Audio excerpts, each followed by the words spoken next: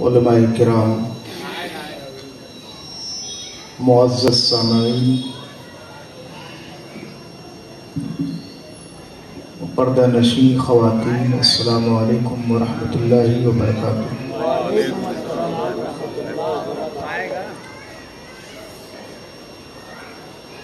الحمد للہ الواحد الاحد القہار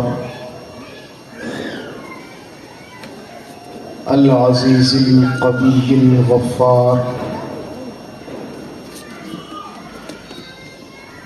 المتعالی بصفات الکمال والجلال الذی لیس له ضد ولا ند ولا مثال،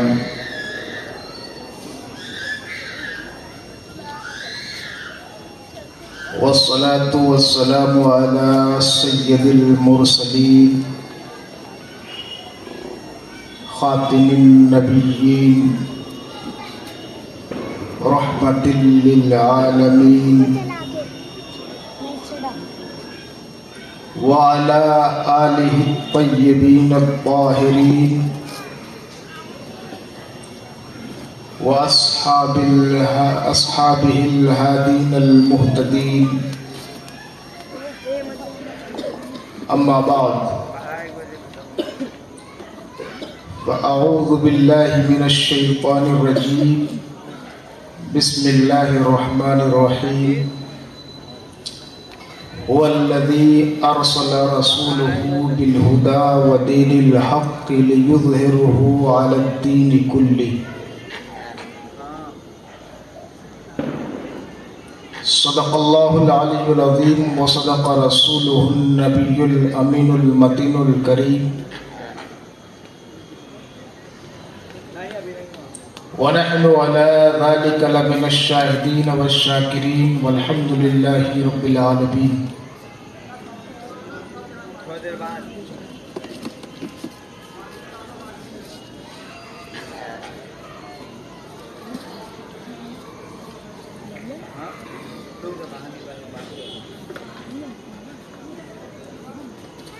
حاضرین محترم،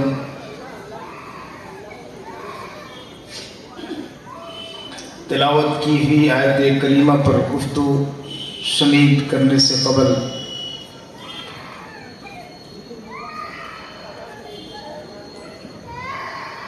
اپنی اس محفل کو نور و نکہت سے سجانے کے لیے اور سعادت و نجات کی غرض سے آئیے ہم اور آپ خلوص و محبت کے ساتھ ساری کائنات کے مرکز عقیدت، سارے اہل ایمان کا محور، جانے کائنات، روح کائنات، سید رسولہ، شہنشاہ حسینہ، شہباز لامکان،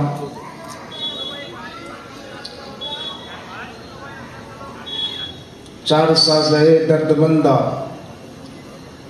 حضور احمد مصطفیٰ محمد مصطفیٰ علیہ التحیۃ والثناء کی بارگاہ میں، وہ خود ہی قرآن، خود ہی قاری، وہ آپ مہتاب آپ حالہ، وہ خود ہی قرآن، وہ خود ہی قاری، وہ آپ مہتاب، وہ آپ حالہ، وہ عکس بھی اور آئینہ بھی، وہ نقطہ بھی، خط بھی، دائرہ بھی، وہ خود نظارہ ہے، خود نظر ہے، میرا پیمبر عظیم در ہے، میرا پیمبر عظیم در ہے۔ شعور لایا، کتاب لایا، وہ حشر تک کا نصاب لایا۔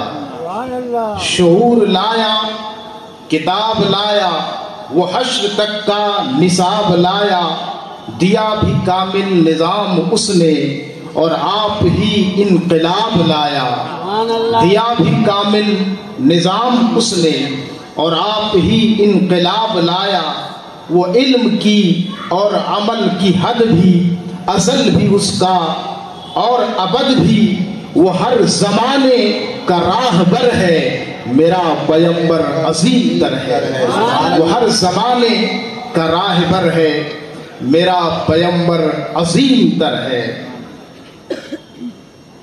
اور ہر ایک پیغمبر نہاں ہے اس میں، ہجوم پیغمبراں ہے اس میں، ہر ایک پیغمبر نہاں ہے اس میں، ہجوم پیغمبراں ہے اس میں، وہ جس طرف ہے خدا ادھر ہے، میرا پیغمبر عظیم تر ہے، وہ جس طرف ہے خدا ادھر ہے، میرا پیغمبر عظیم تر ہے۔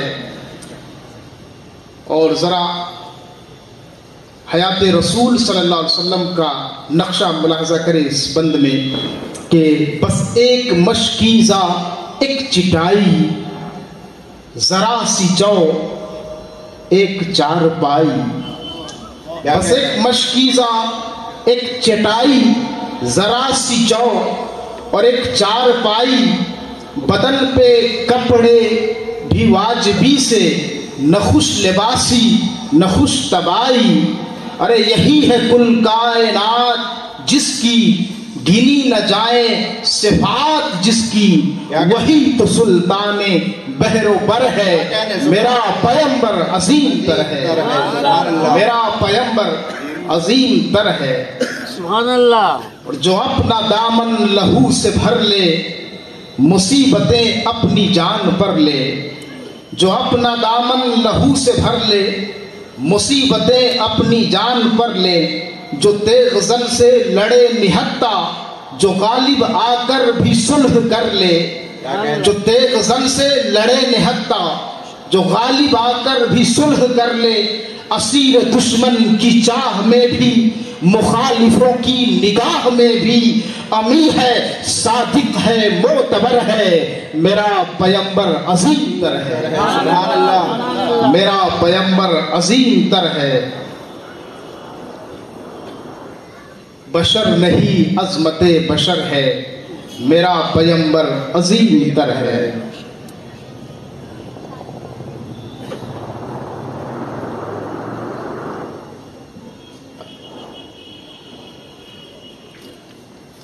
میں نے جس آیت کریمہ کی تلاوت کرنے کا شرف حاصل کیا، پہلے میں اس کا ترجمہ اور مفہوم آپ تک پہنچا دوں، پھر جو میسج ڈیلیور کرنا ہے اس حوالے سے جو عنوان ہے، ٹاپک ہے، اس سے چند گوشے پر میں قرآن و حدیث اور سیرت کی روشنی میں گفتگو کرنے کی کوشش کروں گا۔ اللہ رب العزت نے قرآن مقدس کے اندر اپنے رسول کی بعثت کا مقصد، اس دنیا میں مبعوث کرنے کا، بھیجنے کا مقصد بیان کرتے ہوئے فرمایا،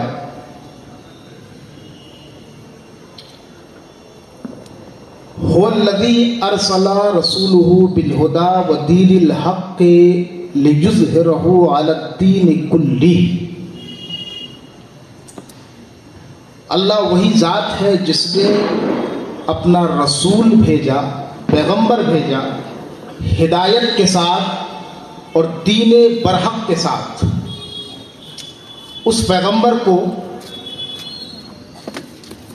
ہدایت کا نور دے کر کے اور ایک ایسا نظام دے کر کے جس نظام کے سارے قوانین، سارے دستور حق ہے، اس کو دین برحق کے ساتھ اس دنیا میں بھیجا۔ کس لیے؟ لِیُظْہِرَہُ عَلَى الدِّینِ کُلِّ، تاکہ آپ دنیا کے بنائے ہوئے تمام نظام پر، تمام سسٹم پر، جو اللہ کا دیا ہوا نظام ہے، اس کو غالب کر دے، اس کو سب پر مسلط کر دے۔ اور پوری دنیا میں صرف اللہ کا نظام چلے. یہ بہت بڑی آیت ہے جو ہمیں پیغام دیتی ہے کہ اللہ کے رسول کا مشن کیا تھا اور ان کا مقصد حیات کیا تھا. دین کا جو معنی ہوتا ہے ذرا میں اس کو لغوی اور ڈکشنری کے اعتبار سے آپ تک واضح کر دوں. بہت سارے لوگ ہیں جو عربی لینگویج سے واقف نہیں، جانتے تو ہے اس لفظ کو، لیکن عربی میں اس لفظ کا کیا معنی ہوتا ہے، صحیح کانسیپٹ کیا ہے، وہ واضح نہیں ہوتا ہے. دین کا جو معنی ہوتا ہے ایک مکمل نظام، کانسٹیٹیوشن، دستور حیات جو زندگی اور طرز زندگی کے متعلق ہوتا ہے. اللہ رب العزت نے اپنے پیغمبر کو دین برحق دے کر کے، مطلب یہ نہیں کہ کوئی ایسا نام دیا، بلکہ ایک نظام اور ایک پورا سسٹم عطا کیا، ایک پورا نصاب دیا. اور جس نصاب کو بنانے والا، جس نصاب کو تیار کرنے والا اور جس کانسٹیٹیوشن کو، سمویدھان کو تیار کرنے والا، وہ انسانوں میں سے کوئی نہیں. نہ وہ کسی پارلیمنٹ میں بلنگ کر کے پاس کیا گیا. اس کانسٹیٹیوشن کو لوگوں کے دماغ اور اس کے ذہن نے تیار نہیں کیا، بلکہ اس کو اس کائنات کے پیدا کرنے والے نے بنایا. اس زمین اور اس آسمان کے پیدا کرنے والے نے بنایا، جو ہم سب کا پیدا کرنے والا ہے، ہمارا مالک ہے، ہمارا خالق ہے، اس سرشٹی کا رچنا کار ہے. اسی نے اس نظام اور سسٹم کو بنایا. اب آپ کے سامنے انصاف سے ایک سوال کروں گا، جواب دیجئے گا کہ بتائیے وہ نظام، وہ سسٹم، وہ دستور جو انسان نے خود انسانوں کے لیے بنایا وہ بہتر ہوگا، یا وہ نظام، وہ دستور جو انسان نے انسانوں کے لیے نہیں بنایا بلکہ سارے انسانوں کا مالک و داتا، پیدا کرنے والا، خالق و مالک اس نے بنایا. دونوں دستور جب آپ کے سامنے لائے جائیں گے تو آپ انصاف سے جواب دیجئے کہ کون بہتر دستور اور کون بہتر نظام ہوگا. ہر ایک عقل مند شخص، ہر ایک بصیرت والا شخص جو تھوڑی سی بھی فہم رکھتا ہے، اس کا ضمیر اور اس کی دل کی آواز ہوگی، اس کے عقل و دانش یہی فیصلہ کریں گے کہ بلا شبہ اس زمین پر بسنے والے انسانوں کے لیے اگر کوئی قانون انسان بناتا ہے تو اس میں اونچ نیچ کا اندیشہ ہے.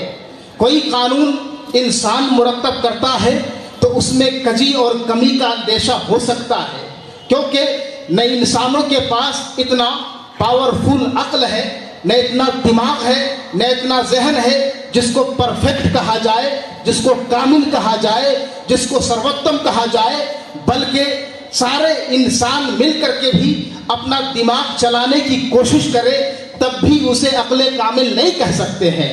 بلا شبہ انسان نے انسانوں کے لیے جو قانون بنایا ہے وہ الگ طریقے کا قانون ہوگا، لیکن جو قانون اس کائنات کے پیدا کرنے والے نے بنایا ہے، جس نے زمین بنائی اور زمین پر بسنے والوں کے لیے جو قانون بنایا ہے، اس سے بہتر کوئی قانون نہیں ہو سکتا ہے. اگر انصاف دیکھنا ہو، عدل دیکھنا ہو، امن دیکھنا ہو، برابری دیکھنی ہو، مساوات دیکھنی ہو، ہر ایک کے حقوق کا لحاظ دیکھنا ہو، ہر ایک کے ساتھ برابری دیکھنی ہو، ہر ایک کو امن و سکون سے رہنے کے لیے، زندگی گزارنے کے لیے اختیار دیکھنا ہو، تو صرف یہ اسی سمویدھان میں سمبھو ہے جو سمویدھان کسی انسان نے نہیں بلکہ خالق انسان نے بنایا ہو، اس دنیا کا پیدا کرنے والے نے بنایا ہو، کیونکہ انسان کے حق میں مکمل فلاح اور خیر خواہی نہیں کر سکتا ہے، ذرہ برابر کہیں نہ کہیں چوک سکتا ہے، اس کی عقل ناقص ہے، اس کی فہم ناقص ہے،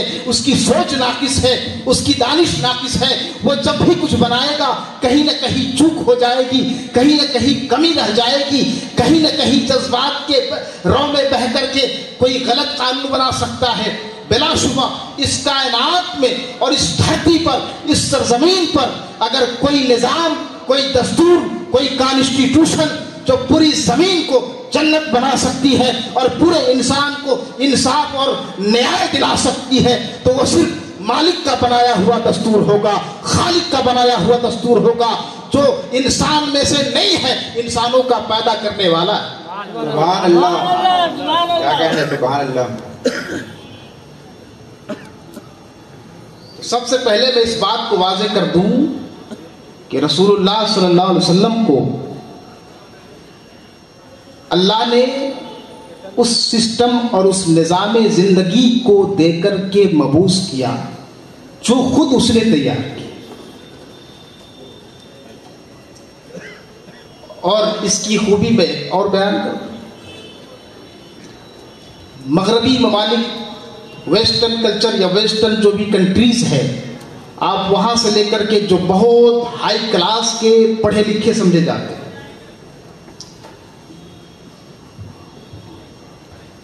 اس ملک کے اندر بھی انصاف کی بات ہوتی ہے، نیائے کی بات ہوتی ہے، اور ہر ایک کے سامانتا کی بات ہوتی ہے، برابری کی بات ہوتی ہے، سب کے حقوق کی بات ہوتی ہے کہ بھائی اس ملک کے رہنے والے، اس کے شہری، یہاں کے جو بھی ناگرک ہے، اس کو اس کے ساتھ پورا انصاف ہو اور اس کو پورا حق ملے، اس کو سارے ادھیکار دیے جائیں جو ایک انسان کی حیثیت سے یہاں رہتے ہیں، اور ساتھ ہی ساتھ اس بات کے لیے بھی قانون بنائے جاتے ہیں کہ یہاں کوئی جرم نہ ہو، یہاں کوئی کرام نہ ہو، یہاں پر کوئی ایسا کام نہ کر سکے جو کسی کے حق میں نقصان پہنچائے، کوئی کسی کو مارے نہیں، کوئی کسی کو لوٹے نہیں، کوئی کسی کے عزت سے کھلواڑ نہ کرے، کوئی کسی کے مال پر ڈاکہ نہ ڈالے، کوئی کسی کی چوری نہ کرے، کوئی کسی کے ساتھ خیانت نہ کرے، بددیانتی نہ کرے، دھوکہ نہ کرے، فراڈ نہ کرے۔ اس طرح کے لیے بہت سارے لا بنائے جاتے ہیں، قانون بنائے جاتے ہیں، لیکن آپ پورے ملک میں، چاہے پوری دنیا کے ممالک میں جو سب سے زیادہ ڈیولپ کیا ہوا ملک ہے، کنٹری ہے، اور جس کو کہا جاتا ہے کہ وہاں بہت امن و سکون ہے، چین سے رہتے لوگ، لیکن آپ وہاں کی بھی حالت دیکھیں گے تو آپ کو بہت مقامات پر اس قانون کے خلاف ورزی نظر آئے۔ وہاں پر چوری پر بہت سخت قانون بنا ہوا ہے، مگر لوگ چوری کر رہے ہیں۔ وہاں پر ریپ کے اوپر بہت سخت لا بنا ہوا، مگر ریپ ہو رہے ہیں۔ وہاں کرپشن کے اوپر گورنمنٹ کی طرف سے سخت اور بہت خطرناک قسم کے ایکٹ بنائے گئے، مگر کرپشن ہو رہے، بدعنوانی ہو رہی، جرائم نہیں رک رہے۔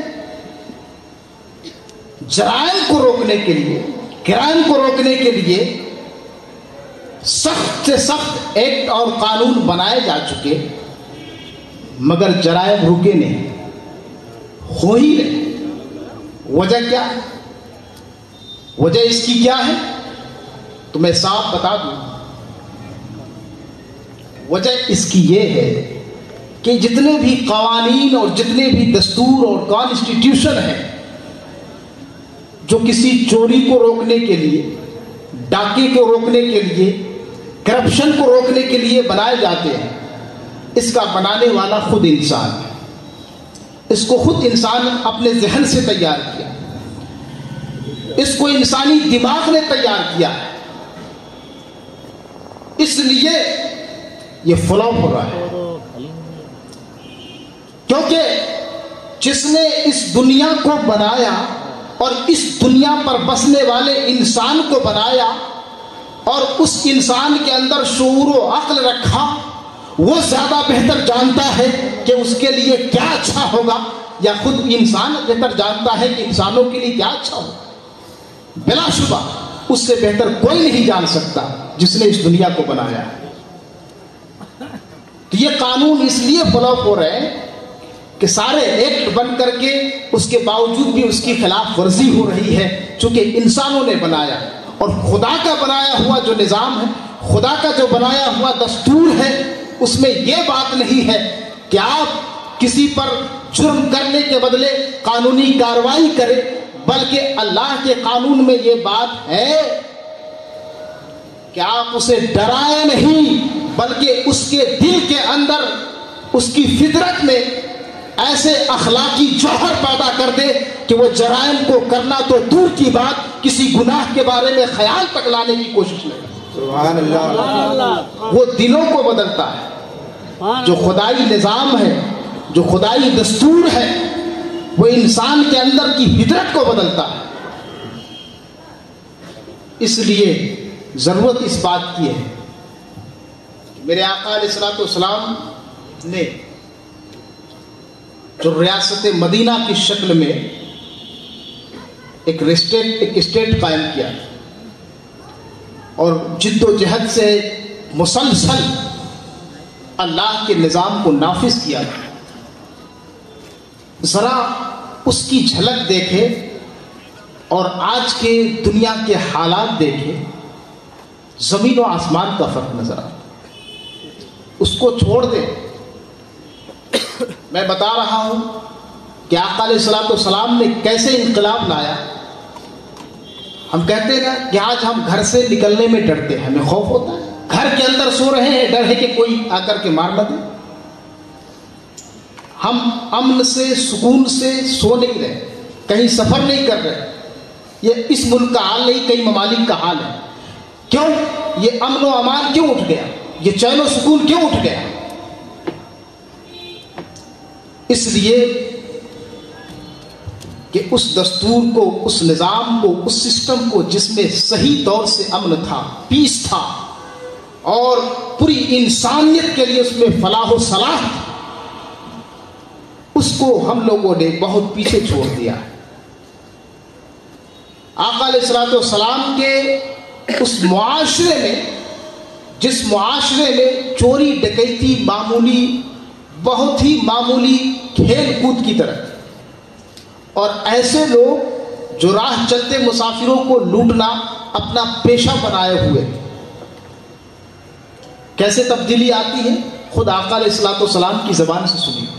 آپ نے حضرت عدی کو بلایا، عدی بن حاتم، حاتم تائی کا لڑکا، حضرت عدی کو بلایا اور کہا کہ عدی، تم نے ہیرا کا نام سنا؟ تم نے ہیرا کا نام سنا؟ کہا حضور ہاں، یہ عراق میں پڑتا ہے، یہ ایک عراق میں شہر کا نام ہے ہیرا۔ اس کے بعد آپ نے فرمایا عدی، اگر تمہاری زندگی نے ساتھ دی، تم اگر لمبی عمر پائے، تو ایک زمانہ ایسا دیکھو گے کہ ہیرا سے، یعنی عراق سے، تنہا اکیلی عورت اونٹنی پہ سوار ہو کر کے خانہ کعبہ آئے گی، طواف کرے گی اور پرسکون ہو کر کے چلی جائے گی۔ اس کو راستے میں نہ کہیں کسی سے ڈر ہوگا، نہ خوف ہوگا، نہ کسی رہزن کے رہزنی کا اندیشہ ہوگا۔ وہ اکیلا سفر کر کے ہیرا عراق سے چل کر کے تنہا خانہ کعبہ کا طواف کر کے سکون کے ساتھ چلی جائے گی۔ یا آقا علیہ الصلوۃ والسلام نے حضرت عدی سے فرمایا، تو حضرت عدی سوچنے لگے کہ اس وقت قبیلہ بنو طے کے لوگ چوڑیاں پہن کر کے گھر میں تو نہیں بیٹھ گئے۔ وہ جو راستے میں، مکہ آنے کے راستے میں ہیرا سے کئی قبیلے کے لوگ پڑتے تھے، جن کا پیشہ کیا تھا؟ لوٹنا مارنا، مسافروں کے مال پر قبضہ کرنا. اس نے سوچا کہ یہ قبیلے والے ایسا کیسے بدل سکتے ہیں. لیکن دن گزرتا گیا، وقت گزرے، حالات بدلے، واقعی میں وہ زمانہ آیا. چند سالوں کے بعد زمانہ آیا.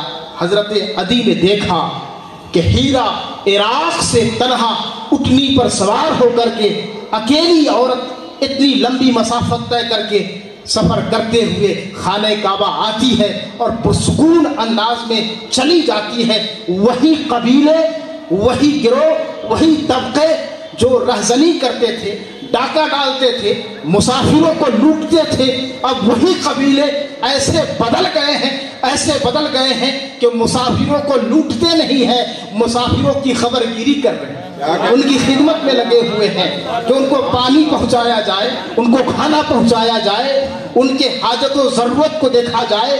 وہی لوگ جن کا پیشہ لوٹنا تھا، رہزنی کرنا تھا، ڈاکہ ڈالنا تھا، آقا علیہ الصلوۃ والسلام کی سیرت سے اور تعلیمات سے ایسے بدلے کہ خود وہی جو انسانوں کے قاتل تھے انسانوں کے مسیحا بن گئے. سبحان اللہ، سبحان اللہ. نعرہ تکبیر، نعرہ رسالت، وجم صابری.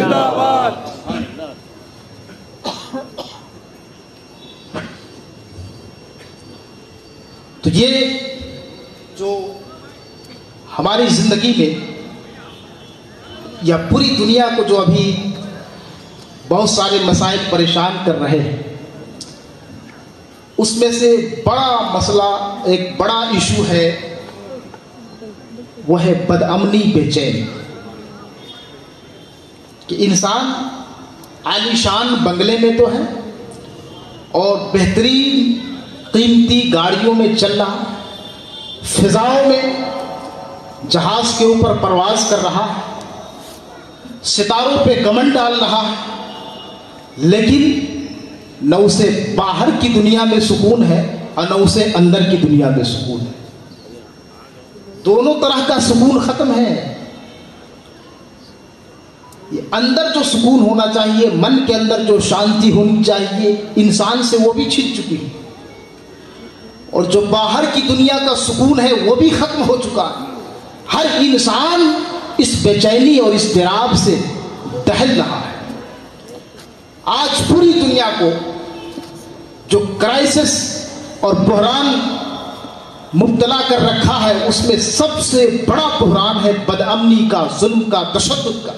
ہر انسان بد امنی سے، کسی کے ظلم سے، کسی کے تشدد سے پریشان ہے. اسے امن و امان کی جگہ دکھائی نہیں دے رہی. ایسی صورت میں ہمیں سخت ضرورت پڑتی ہے آقا علیہ الصلوۃ والسلام کی تعلیم کی، سیرت کی. میں یہ اس لحاظ سے نہیں کہہ رہا ہوں کہ وہ ہمارے پیغمبر ہیں، اسلام کے پیغمبر ہیں اور ہم ایک مسلمان ہیں، اس اعتبار سے ہم اپنے پیغمبر کو کریڈٹ دیتے ہوئے نہیں کہتے ہیں کہ ہمارے پیغمبر ہی کی شکشا میں اور ان کی تعلیم میں یہ بات ہے. نہیں، بلکہ میں دنیا کے ہزاروں سینکڑوں مفکرین، اسکالرز کی میں تحریریں اور ان کی باتیں میں پروف کے ساتھ بتا سکتا ہوں، جنہوں نے یہ لکھا ہے کہ دنیا میں اگر امن و چین لانا ہے تو سوائے پروفٹ محمد صلی اللہ علیہ وسلم کے تعلیم اور ان کی سیرت سے اور کسی سیرت سے ممکن نہیں. سبحان اللہ. سبحان اللہ. جارج برنارڈ شا بہت بڑا عیسائی رائٹر ہے اور مفکر بھی ہے. وہ بیٹھ کر کے بہت بڑے اسکالروں کے ساتھ میٹنگ کر رہا ہے کہ دنیا میں پیس کیسے آئے، دنیا میں امن اور چین اور شانتی کیسے آئے. تو وہ شخص ہے جس نے جو ہے آقا علیہ الصلوۃ والسلام کی پوری زندگی اس نے پڑھ لی. طرح طرح کے لوگ رائے دے رہے، اپنی اپنی وچار دھاراؤں کو رکھ رہے، لیکن وہ چائے پی رہا، چائے کی پیالی لیے ہوا تھا. اسی میٹنگ کے اندر وہ اٹھتے ہوئے کہتا ہے کہ تم لوگ جو اتنا دماغ کھپا رہے ہو نا کہ دنیا میں شانتی کیسے آئے، دنیا میں امان کیسے پیدا ہو، اور طرح طرح کے تم اصول بنا رہے ہو کہ ایسے ہو، ایسے کریں گے تو ایسا ہوگا، اپنے اپنے دماغ سے طرح طرح کے رائے اور خیالات پیش کر رہے ہو، یہ سب چھوڑو. بس ایک بات نوٹ کر لو، عیسائی ہے، مسلم نہیں، عیسائی ہے کا ایک بات نوٹ کر لو. وہ بات یہ ہے کہ تم لوگ اپنی اپنی رائے ختم کرو، اپنی اپنی سوچ اور اپنی اپنی فکر اپنے پاس رکھو. اگر اس دنیا میں امن لانا چاہتے ہو، شانتی لانا چاہتے ہو، تو میں کہتا ہوں پروفٹ محمد صلی اللہ علیہ وسلم کی تعلیم کو پوری دنیا میں نافذ کر دو. میں جتنی دیر میں چائے ختم کر دوں گا اتنی دیر میں دنیا پرسکون ہو جائے گی، اتنی دیر میں دنیا کے اندر امن و شانتی آ جائے. یہ کسی اور کا نہیں، ایک عیسائی نان مسلم اسکالر کا کیا ہوا، لکھا ہوا رسول اللہ صلی اللہ علیہ وسلم کی سیرت پر، ان کی زندگی پر تبصرہ. اس طرح سے بے شمار لوگوں نے. کیوں؟ اس لیے کہ آقا علیہ الصلوۃ والسلام کی زندگی ایک ایسا انقلاب اور ایک ایسی تبدیلی کا نام ہے جس نے زندگی کے تمام گوشوں کو گھیر رکھا اور قیامت تک سارے گوشوں کو گھیر رکھے. ایک پرفیکٹ اور جامع اور کامل انقلاب کی حیثیت سے آپ کی زندگی. آخری پیغمبر بنانے میں حکمت بھی یہی تھی، کیونکہ آپ کی سیرت مکمل انقلاب. دنیا میں انقلاب تو بہت سارے ہیں،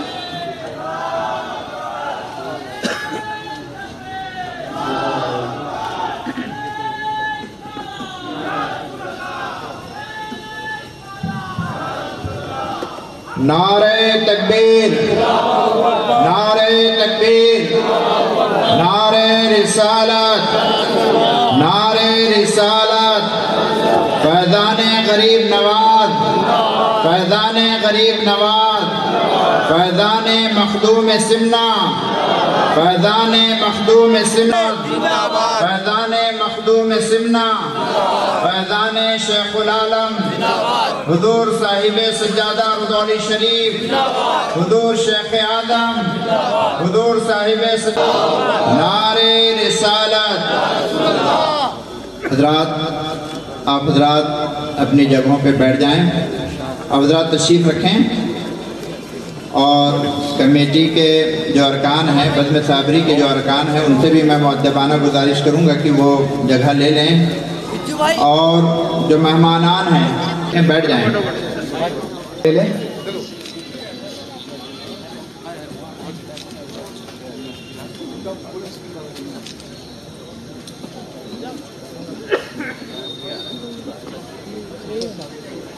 ہدیہ درود پاک پیش کریں. اللہم صلی علی سیدنا شفیعنا مولانا محمد بعدد کل حسنہ و جمالہ و بارک وسلم. صلاۃ و سلام علیک یا رسول.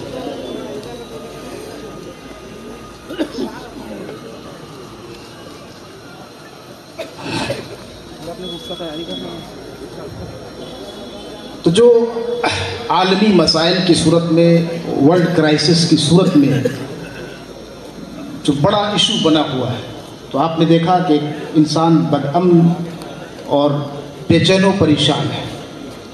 اس سے سکون نہیں، نہ اندر سکون ہے نہ باہر سکون ہے. دوسری چیز ہے کہ یہاں رسول اللہ صلی اللہ علیہ وسلم کا جو بتایا ہوا طریقہ ہے اور ان کی دی ہوئی تعلیم ہے، اسے سخت ضرورت ہے اپنانے کی. دیکھیے، جس معاشرے میں ناانصافی یا کسی طرح کی حق تلفی ہوتی ہے، تو آپ کبھی بھی یہ توقع نہ کریں کہ وہاں پر امن و سکون ہوگا. ظاہر سی بات ہے کہ کسی کا حق ماریں گے تو وہ خاموش نہیں بیٹھے گا، وہ ضرور کسی نہ کسی صورت میں مزاحمت کرے گا، کسی نہ کسی صورت میں احتجاج کرے گا. کسی معاشرے میں، سوسائٹی میں امن لانے کے لیے ضروری چیز ہے کہ وہاں انصاف اور عدل قائم ہے، اور ہر ایک شخص کو اس کے پورے حقوق دیے جائیں. جو بھی انسانی زندگی کے حقوق ہے جس میں ہر شخص اختیار رکھتا ہے اس سے اس کو نہ چھینا جائے. آقا علیہ الصلوۃ والسلام نے اپنی سیرت میں جا بجا اس کی تعلیم دی، اور آپ نے ایسے ہی وہ معاشرہ قائم نہیں کیا تھا جس میں لوگ ایک دوسرے پر جان چھڑکتے تھے، جس میں لوگ خود بھوکا رہنا پسند کرتے تھے مگر اپنے بھائی کو بھوکا دیکھنا پسند نہیں کرتے، جس میں لوگ خود پیاسا رہنا پسند کرتے تھے مگر اپنے حصے کا پانی کسی پیاسے کو پلاتے تھے. یہ معاشرہ اس عدل و انصاف سے قائم ہوا ہے جو آقا علیہ الصلوۃ والسلام نے عملی طور پہ کر کے دکھایا، صرف کہہ کر کے نہیں، کر کے عملی طور پر آپ نے دکھایا.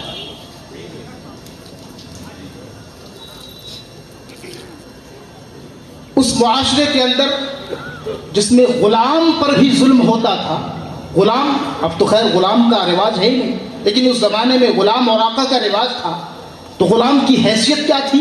محض ٹیشو پیپر کی، اور کوئی حیثیت نہیں. جب چاہے یوز کرو، اٹھا کر پھینک، اس کے علاوہ اور کوئی حیثیت نہیں. نہ غلام کو خود سے کرنے کا حق تھا، نہ خود سے کہیں جانے کا حق تھا. ہر معاملے میں آقا کی اجازت ضروری ہوتی ہے. لیکن آقا علیہ الصلوۃ والسلام نے اس معاشرے میں، اس بگڑے ہوئے ماحول میں غلاموں کو جو حق دیا اور غلاموں کو جو عزت دی ہے، وہ آج اس بات کو درشاتا ہے کہ پوری دنیا جو انسانی برابری اور انسانی حقوق کی بات کرتی ہے اسے سیکھنے کی ابھی ضرورت ہے کہ وہ تعلیم، وہ طریقہ جو آقا علیہ الصلوۃ والسلام نے آج سے 1400 سال پہلے بیان کر دیا ہے، بغیر اس کو نافذ کیے ہوئے آج اس دعوے پر کوئی مکمل طور پر کھڑا نہیں.